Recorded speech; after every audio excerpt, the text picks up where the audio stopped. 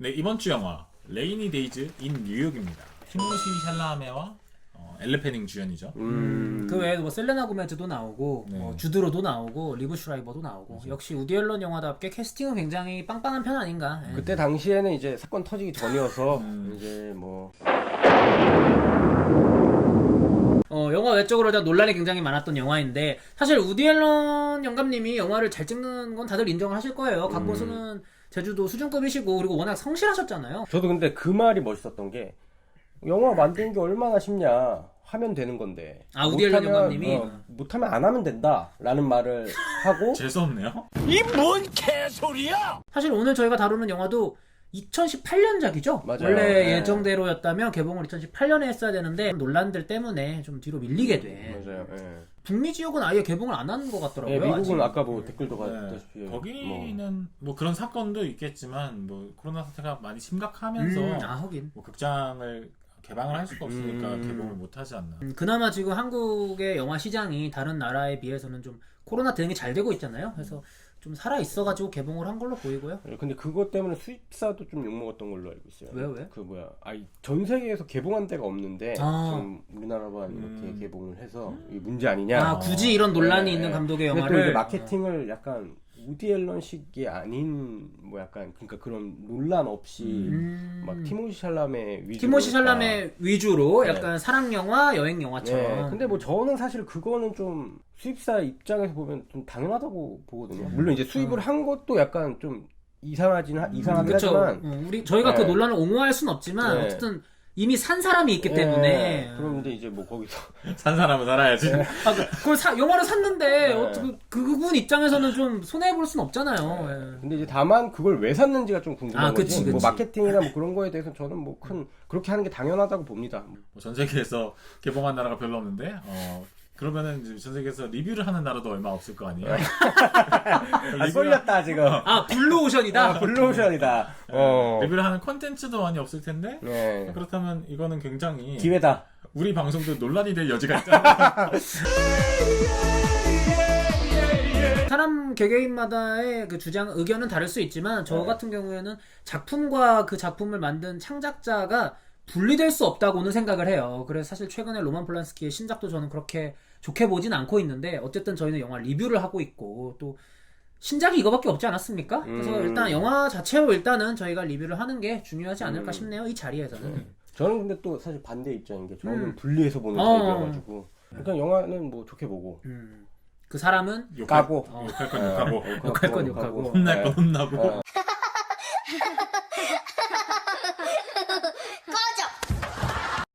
일단 어떻게 보셨어요 영화는? 말을 아끼시네요. 말을 진짜 저는 무난하게 네. 그냥 봤어요. 좀 약간 통속국 보듯이 아침 드라마 그치. 아주머니분들이 이제 통속국 보니 사랑에 빠진 게 죄는 아니잖아! 으이그 저놈처럼 안 되는데 막 약간 이러면서 봤던 것 이 같아요. 영화가 큰 사건이었기 때문에 네. 저는 일단 우디 앨런의 전 영화들을 대부분 다 봤는데 가장 좋아하는 건 뭐 카이로의 붉은 장미라든지 저는 매치 포인트나 스쿠프 같은 장르적인 색이 들어간 것도 좋아하고요. 근데 아무래도 가장 요즘 분들이 좋아하실 만한 작품은 미드나잇 인 파리잖아요. 그래서 좀 반대 의견이신가요?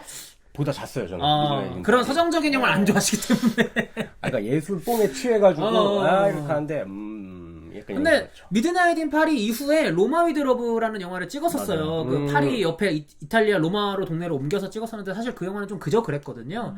근데 이 영화는 오랜만에 뉴욕으로 돌아온 영화인데 미드나잇 인 파리랑 되게 느낌이 좀 비슷한, 물론 미드나잇 인 파리가 전 더 좋다고 생각을 하고요. 해서 그래도 좀 우디 앨런 영화 최근작 중에서는 괜찮지 않았나. 그리고 사람은 미워하지만 역시 굳이 얘기를 한다면 이 영감님이 아직 총기를 잃지 않았구나. 약간 이런 생각이 좀 있어가지고 80. 아직 그니까 좀 이렇게 영화적으로는 제정신인가? 약간 이게 좀 표현이 그러니까 제정신이구나. 약간 이렇게 맞는 맞습니다. 표현이겠네요. 영화적으로는 제정신. 근데 영화 외적으로는 제정신인가? 약간 이런 거. 저도 이 영화를 나쁘지 않게 봤어요. 영화 자체는 잘 나온 편이다라는 생각을 했고 티모시 샬라메가 굉장히 잘 살려낸 것 같다. 맞아요. 들었어요. 네, 맞아요. 배우가 주는 그 특유의 이미지가 있어서 그게 이 영화에 좀 주요하지 않았나 그런 생각이 들었어요. 줄거리를 간단하게 좀 설명을 해주시면은. 네, 일단 티모시 샬라메가 연기하는 개츠비가 뭐 이름부터 개츠비 아니겠습니까? 해서 좀 집안이 굉장히 잘 살고 좋은 대학 가서 자기가 하고 싶은 거 하고 약간 보헤미안 같은 삶을 살고 있는 그런 인물이죠. 그 인물이 뉴욕 출신인데 여자친구 애슐리가 어떤 영화 감독의 인터뷰를 잡아가지고 뉴욕에 가게 돼요. 그래서 애슐리는 뉴욕에 뭐 많이 와본 적이 없기 때문에 내 홈타운인 뉴욕을 너에게 구경시켜주고 싶어 해서 같이 맨해튼으로 떠납니다. 그러면서 벌어지는 가서 이제 따로 놀죠. 따로 놀죠. 왜냐면 애슐리는 어쨌든 영화 감독을 인터뷰하기로 했으니까 보내줬는데 이 인터뷰가 계속 길어지는 거예요. 네. 그래서 시간을 때워야 되잖아요. 길어지면서 딴 생각도 생기고. 그렇죠. 아니 네. 뭐 하는 거지? 네. 의심의 싹도 트고 아무래도 그러다 보니까 뉴욕을 좀 하루 동안 돌아다니면서 벌어지는 그런 이야기다. 결론부터 말씀드리면 뉴욕에 가지 말았어야 했다. 그러니까 결국 그게요. 영화가 말하는 게 그거잖아요. 그러니까 뭐 그냥 가서 이제 해봐야지 결국 이게 이렇다는 걸 알기 때문에 저는 간 게 더 약이었다. 예. 그리고 아마 그때 뉴욕을 안 갔어도 나중에 언젠가는 애슐리의 그런 본색이 드러났을 것이기 때문에 오늘 마치겠습니다. 4주 후에 뵙도록 하겠습니다. 보면서 진짜 이렇게 되나 싶었거든요. 너무 판타지적인 이야기들이잖아요. 막 영화 감독을 인터뷰하러 갔는데 그 영화 감독이 나한테 호감을 느끼고 뭐 그런 일들이 굉장히 판타지인 거잖아요. 이게 진짜 이루어지나 보는데 그 애슐리는 계속 그렇게 되길 바라고 그래서 이 캐릭터 굉장히 야망꾼이구나. 맞아. 야망이 넘치지. 맞아. 예. 굉장히 말도 안 되는 이야기네라고 지금 약간 이런 식으로 말씀을 해주셨는데 저는 그게 되게 우디 앨런이 의도한 명확한 바라고 생각을 해요. 왜냐면 헛것을 꿈꾸는.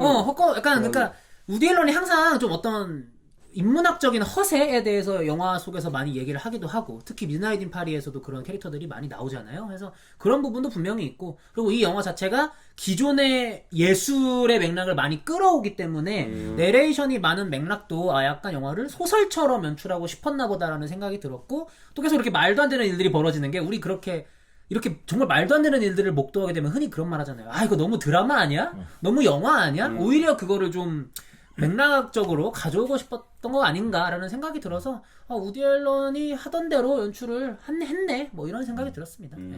계속 근데 영화를 생각하면 생각할수록 너무 허무맹랑한 느낌이 드네요.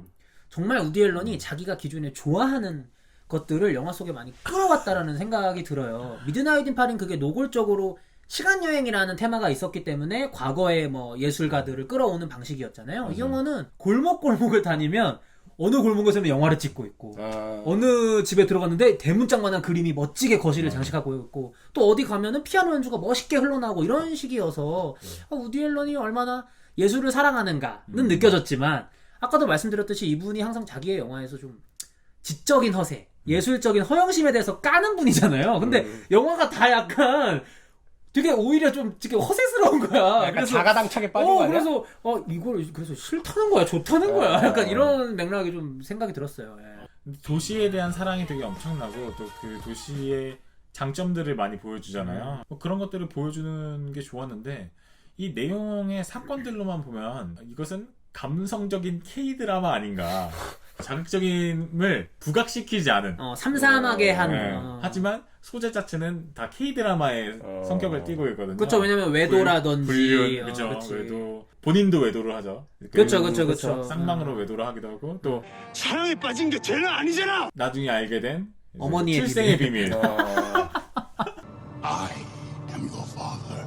저는 근데 여행 영화로서 이 영화가 좋았던 점이 보통 우리가 어떤 여행지를 여행하고 싶다 이렇게 생각이 만들게 하는 영화들 보면 랜드마크를 강조하는 방식을 쓰잖아요. 예를 들어서 배경이 파리면 에펠탑이나 개선문을 강조한다든지 뉴욕이면 자유의 신상, 엠파이어 스테이트 빌딩 나와야 되잖아요. 근데 이 영화는 언급은 되지만 직접적으로 엠파이어 스테이트 빌딩이나 자유의 신상이 보여지지는 않더라고요. 그래서 오히려 이 영화가 다루고 있는 것이 뉴욕의 어떤 랜드마크, 유명한 관광지 이런 게 아니라 골목골목 구석구석을 다루고 있잖아요. 식당이나 카페도 유명한 식당이 아니라 어디 조그만하고 소박한 바나 카페를 다루고 있기 때문에 오히려 그런 부분에서 좀 뉴욕에 가고 싶다라는 생각이 더 들게 만드는 영화였어가지고 관광객의 시점이 아니라 거기 그 도시를 사랑하고 로컬 거기 살았던 이제 그쵸 로컬의 이야기를 보여주고 있기 때문에 저도 제가 서울에 대한 소재를 다루는 영화를 찍는다고 하면은 남산타워를 보여주거나 아니면 롯데타워를 보여주거나 그러진 않을 것 같아요. 그냥 좀 더 골목의 이야기들, 좀 내부적인 을지로 가야지.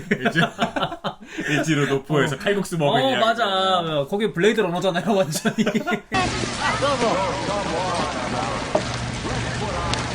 강남에 또 간판들 막. 강남 스타일 이거 그 동상 있잖아요. 너무 세기망측하지 않아요? 아, 이거 무서워요, 이거. 미드나잇인 파리 결말부도 보면 파리에서 우산 없이 비를 맞는 행위가 얼마나 낭만적인 것인가에 대해서 보여주잖아요. 비 맞는 거 좋아하는 사람 솔직히 없잖아요. 저 근데 좋아요. 아, 그래요? 네. 자신 있어요? 좋아요? 우산 없이? 네. 모자 없이? 저 이거 뭐야 이게 발병이 되기 전까지는 무슨 그렇게 발병? 네? 제가 모자 쓴 이유예요. 아, 그게 발병이 되기 전까지는 이제 비 맞는 걸 엄청 좋아해서 항상 비 맞고 다니고. 그래서 이렇게 된 건가? 그래서 진짜 이렇게 그럴 수도 있어요. 예, 항상 그냥 산성비 맞으면 머리 빠져 이래도 아, 나 머리 많아요 하면서 이제 하고 다니다가 이제 젊은이의 팩이었네. 예, 팩이었지. 뭔 말하다가 그래서 비. 예. 그래서 저도 비 맞는 걸 좋아하지 않는데 이 영화를 보니까 뉴욕에서 저렇게 비를 한 번쯤 맞아보는 것도 괜찮겠다라는 생각이 들게끔 하는 영화여서 여행 영화로서는 그래서 뉴욕 여행을 준비하시는 분들은 한 번쯤 보셔도 괜찮지 않을까. 아, 근데 여러분들은 되게 약간 여행 영화로 조금 본 느낌이 강하네요. 그게 미드나잇 인 파리 때문에 그런 것 같아요. 그 연속되는 느낌이기 때문에. 재원 씨는 어떻게? 저는 어쨌든 미드나잇 인 파리를 보면서 잤던 입장으로서 뭐 그런 느낌이 이제 그런 입장도 있나요?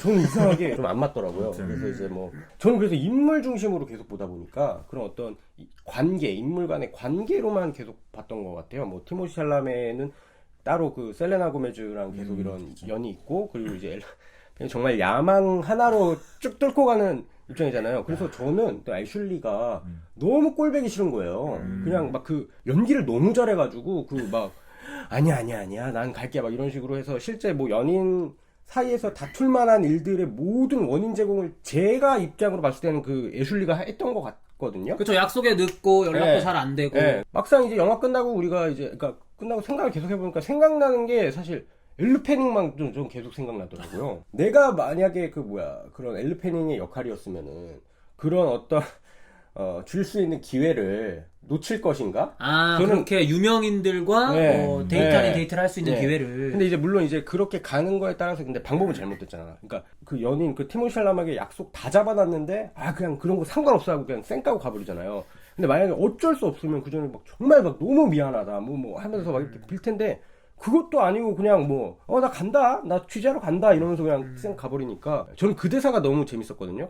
이거는 내 손주 딸한테도 말해줄 만한 썰이다라고 막 이렇게 맞아요. 그 배우 맞아. 배우 집에 가가지고 이제 그런 어떤 내리망상을 펼치죠. 그런 어떤 폭발 직전에 그런 어떤 트리거가 당겨지기 직전에 그런 말을 하고 하는 게 되게 솔직한 사람이다 해가지고 또 다른 느낌으로 보여지더라고요. 그 인물이. 예. 그러니까 어떻게 보면 엘레 편이 연기한 애슐리라는 캐릭터는 약간 운명론적인 캐릭터처럼 보여요. 그걸 믿는 캐릭터. 나에게 이런 기회가 이건 운명이었을 거야. 이걸 뭐 어떻게 해봐야겠어. 그래서 재원 씨 말 맞다나 나중에 손녀들한테 손자들한테 해줄 얘기는 있어야지 않겠어? 좀 이건 모든 건 운명이야. 약간 이렇게 접근하는 캐릭터인데 반대로 티모시 샬라메의 개츠비는 약간 나중에 가서는 좀 운명론에서 좀 회의적이 되고 좀 인연을 믿게 되는. 왜냐면 그 마지막에 이어지는 셀레나 고메즈의 캐릭터는 사실 예전에 알던 인물이란 말이에요. 내가 이 여자친구랑 연애를 했는데 이 여자친구의 여동생이었던 거잖아요. 그래서 우리 유교적인 감성으로 보면 이게 말이 되는 관계야? 화이팅하네 이들. 콩가루 관계네. 그러니까 이러겠는데 어쨌든 영화적으로 봤을 때는 과거에 있었던 이미 인연을 다시 현재 인연으로 끌어들인다는 점에서 좀 그 두 캐릭터의 좀 대비가 살아나지 않았나. 티모시 샬라메가 결국에 이게 성장 드라마로도 볼 수도 있는 거잖아요. 그쵸? 예. 네. 전 그 부분이 제일 좋았어요. 성장 드라마로서. 그러니까 마지막에 그런 어떤 엘르 페닝의 모습을 보고 이제 티모시 샬라메가 또 부모님한테 가서 그런 소식을 듣고 자기만의 결정을 딱 해버리잖아요. 그쵸. 그런 게 전 그 부분이 제일 좋았던 것 같아요. 네. 특히 이제 끝부분은 되게 훈훈하게 끝낸 면이 있는 것 같아요.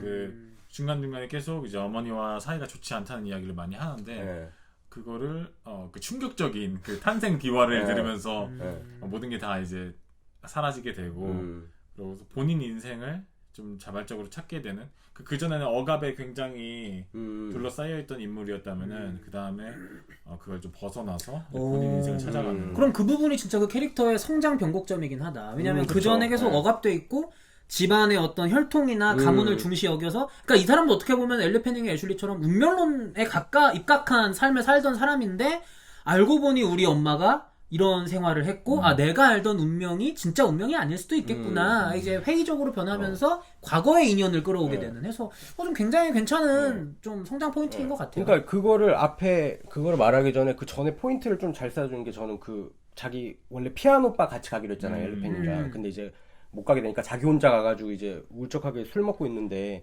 거기서 굉장히 남자라면 되게 환상적인 그런 씬이 하나 나오잖아요. 이제 굉장히 뭐 이렇게 금발에 아주 화려한 화려한 분이 막 이렇게 뭐라고 티키타카가 너무 잘 되더라고. 뭐 혼자 왔어요 이러니까 쪽이 불러주기 전까지는 혼자죠. 그거를 보면서 이제 뭐야 막 이랬는데 이거 너무 환상 아니야 이런 생각이 있었는데 맵춘부였잖아요. 매춘부였죠. 네, 그래가지고 이제 거기서 약간 와장창 느낌이 나면서 그러니까 운명이 깨지는 순간이네. 네, 그러면서 이제 홧김에 이제 그 가족 파티에 데리고 가잖아요. 그러면서 이제 어머님은 딱 알잖아요. 딱 보자마자 이제 그래서 역시 알아채는 이유가 있었죠. 네, 자기가 이제 예전에 어떤 모습을 본 것 같아서 이제 나도 콜걸이었다 뭐 이런 식으로 솔직하게 말하는 그 씬인데 그 씬이 그러니까 지금 보니까 셋업을 굉장히 이렇게 은은하게 잘하다가 한번 팍 터트리는 게 있어가지고 그러니까 거기서 약간 화류계 원래부터 그 진절머리를 떨치고 있었는데 그걸로 약간 이제 도장을 빡 찍는 느낌이어가지고 맞아요. 그래서 그냥 나 이런 거 안 하고 이제 내가 그냥 원하는 거 가겠다. 뭐 진짜 그런 거지. 이렇게 살면 안 되겠다. 이런 거지. 네. 얘기를 나눠보면 나눠볼수록 미드나잇 인 파리에 이어서 우디 앨런이라는 사람이 감독으로서 어떤 가치관을 갖고 있는지 알겠다라는 게 느껴지는 게 이 사람은 항상 과거에 답이 있다라고 생각하는 사람인 것 같아요. 미드나잇 인 파리도 계속 과거로 시간 여행을 하는 내용이었잖아요. 거기서 낭만을 찾고 꿈을 찾고 이런 내용이었는데 이 영화도 아까 말씀드렸듯이 지금 마지막 결말에 가서 만나게 되는 인연은 과거에 있었던 인연이고 계속 주위를 둘러보면 자신이 과거에 이런 것들을 했었다라는 언급도 많이 나오거니와 옛날 친구 만나고 또 과거에 있는 모든 것들을 보관하고 있는 뭐 박물관, 미술관 이런 것들도 많이 나오죠 배경으로. 해서 좀 우디 앨런의 가치관이 돋보이는 영화다 뭐 이렇게 말씀드릴 수 있을 것 같아요. 사실 뭐 인생 살면서도 내가 과거에 좋아했던 게 있는데 결국 몇 년 뒤에 지나서 그게 내 꿈이 돼버리는 경우도 있잖아요. 그런 거를 또 이런 식으로 좀 표현을 한 게 아닐까 그런 생각이 들었어요. 다만 좀 이제 아쉬운 부분들도 있는데 저는 사실 이거 좀 위험할 수 있지 않을까라는 생각이 들었던 것은 엘리 패닝의 캐릭터가 근데 너무 타겟을 만들어 버리지 그냥 블론드잖아요. 네. 백인, 금발, 젊은 여성. 되게 속없이 바보처럼 백치처럼 나오는데다가 비호감이라서 근데 또 이 영화에서만 그랬다면 뭐 그런 캐릭터 그래도 한 명쯤 만들 수 있지라고 했을 텐데 전작들을 살펴봤을 때 다 그래요? 미드나잇 인 파리에서의 제일 얄미웠던 인물은 레이첼 메가담스 캐릭터였거든요. 남편 약혼남을 두고도 바람 피우고 그거를 되게 부끄러워하지 않고 되게 스노비즘적인 면모가 있고 해서 우디 앨런 이 사람은 왜 이렇게 된통 당했나 예전에? 이런 부분에서는 좀 아쉬움을 떠나서 좀 위험한 묘사지 않을까. 만약에 뭐 감독님께서 뭐 약간 혐오를 갖고 계시다면 멈춰주세요. 우리가 얘기한다고 해서 그분이 볼까요? 어차피 안 볼 거니까 그냥 막 말하는 거지. 아무튼 뭐 고쳐 쓸 수 없는 사람이 만든 영화지만 영화 자체는 캐릭터가 되게 잘 살려주고 소소하게 이제 볼 수 있는 뭐 여행 영화 겸 약간 성장 드라마이지 않나 뭐 그런 생각이 들고 마지막으로 한 줄 평을 하고 한번 좀 마무리 해볼까요? 그럴까요? 네. 뭐 저부터 말씀드린다면 레이니 데이인 뉴욕에 대한 제 한 줄 평은요. 과거에서 지금을 찾다. 약간 이렇게 들을 수 있을 것 같고 등급평가는 사실 저는 나쁘지 않게 봤기 때문에 B제로를 드리고 싶은데 또 마냥 A급이 아닌 게 한 방에 없어요. 그러니까 제 개인적인 생각으로는 물론 그게 또 우디 앨런 특유의 맛이긴 하지만 좀 그런 부분에서 아쉬움이 있다 해서 B제로 드리겠습니다. 저는 그냥 솔직히 이런 류의 영화들에서 느끼는 제 감정은 제가 약간 좀 사이코패스라는 생각이 들 정도로 많이 없어요. 미비해요 솔직히. 그냥 막 여러분들이 느끼는 여행이란 감성도 저도 지금 듣고 나서 그럴 수 있겠네라는 생각이 들었고 사실 뭐 제 평은 그렇게 중요하지 않은 것 같습니다. 그래서 이제 대충 하시겠다는 소리죠? 한 줄 평은 이제 레이디 데이 인 뉴욕. 레이디 데이? 레이니데이잖아요. 네. 레이디데이. 레이디데이. 아, 여자의 날? 여자 날? 그냥 넘어가요. 그렇게 하고 저는 이제 B 마이너스 드리겠습니다. 그냥 갈 때까지 가는구나 진짜. 그래요. 생각이 안 나 사실. 알겠습니다. 제 한 줄 평은 자신을 알기 위해 자신을 들여다보는 것만큼 정확한 게 없다라는 한 줄 평을 남기고 싶고 영화는 진짜 이거 진짜 추천할 만하거든요. 그냥 추천할 만한데 그래도 뭐 감독님 하시는 게 있으니까 B 마이너스. 네, 뭐 그렇게 드리도록 하겠습니다. 맞아요. 그것에 대한 가치관들이 다 다를 것이기 때문에 네. 그 점에 입각해서 좀 판단하시면 어떨까. 네, 맞습니다. 그래서 미리 알고 소비하시는 게 좋을 것 같고 뭐 만약에 보시게 되더라도 뭐 같이 의견 나눠보는 것도 괜찮은 것 같아요. 네.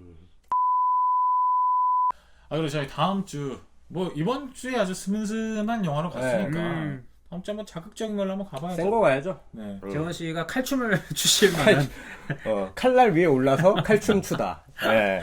드디어 날뜰만한. 제가 항상 피를 피를 드라큘라의 뭐? 네, 근데 이제 드디어 올 게 왔군요. 네. 빨간 안경의 그분이 극찬하신 영화. 네. 빨간 안경. 좋네요. 네. 빨간 안경의 그분이 극찬하신 영화. 더 플랫폼. 예, 스페인 스릴러로 알고 있고요. 예, 그리고 그러니까 저도 정확한 그런 정보 조사는 못했지만 그냥 탈출 스릴러. 제가 좋아하는 3일체를 다 갖고 있거든요 지금. 어떤 거죠? 서스펜스, 탈출, 피. 정말 저랑 안 맞는 세 개네요. 정말 겪고 싶지 않은 세 가지가 싫어. 모두 들어있네요. 자극을 근데 여러분들도 느낄 때가 됐어요. 아니 무슨 네? 우리 애기예요? 그래서 어린이예요? 아니 이렇게 한번 정점 찍을 때가 됐다 이 말이에요. 이제. 부모님인 줄 알았네. 그리고 막상 보면 그렇게 세지도 않을 거예요. 뭐 다음 주 더 플랫폼으로 다시 한번 찾아오도록 하겠습니다. 네. 그럼 저희 다음 주에 뵙겠습니다. 감사합니다. 제발.